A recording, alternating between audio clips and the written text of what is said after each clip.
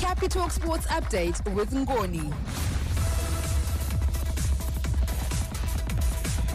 It's a beautiful morning to you. I am Gwanidzashi Mtaso with latest in sport. Coming up, Georgia defeat Portugal to reach first ever Euro knockout stage, while in cricket, South Africa thrashed Afghanistan to reach first World Cup final. That in detail shortly, but first in your local sport. Let's talk COSAFA 2024. Warriors take on Comoros this afternoon at 3 p.m. in their first match in Group B. This is the first COSAFA match for the Warriors in 3 years. The Warriors beat Comoros back in 2008 in the only time the sides have met. Comoros have improved since then and are now ranked 10th places higher than the Warriors on the FIFA rankings. Ahead of the game, Captain Godnos Moruira is not feeling too much pressure from wearing the armband. Yeah, it's such a great honor, to be named the captain, It's a huge responsibility, Yeah, just to...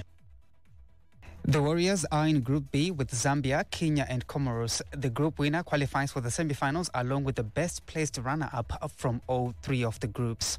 The Warriors versus Comoros match is on at 3 p.m. and is live on FIFA Plus website. That's www.fifa.com, as well as on SuperSport and SABC Sport.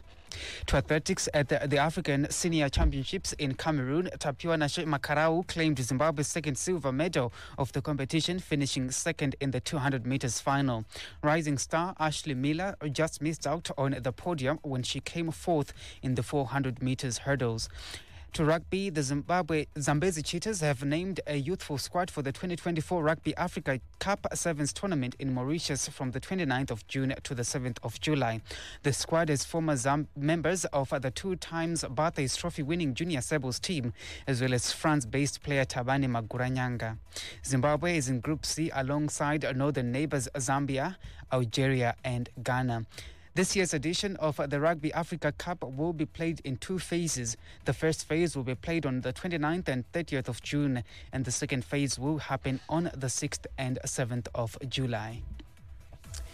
In international sport, let's talk Euro 2024 results from last night. Georgia made history and reached their first major tournament knockout stage with a convincing 2-0 victory over Portugal.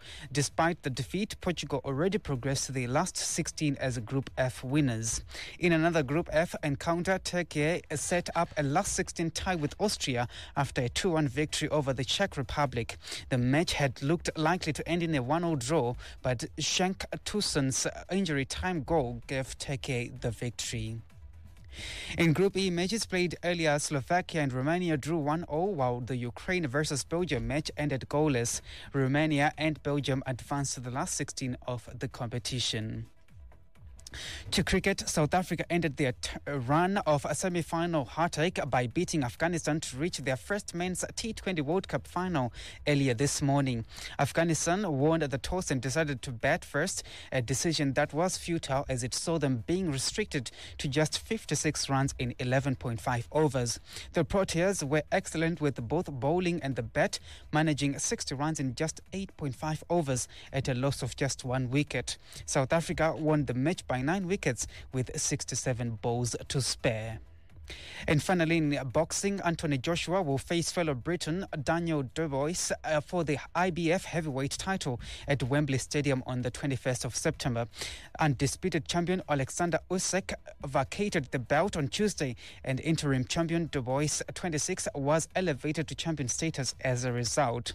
2-time world champion Joshua, who's 34, is on a 4-fight winning streak and has 3 stoppages in his past 3 bouts. Dubois has won his past 2 fights. And that's your sport for this hour. Back again in the next hour with another sports update.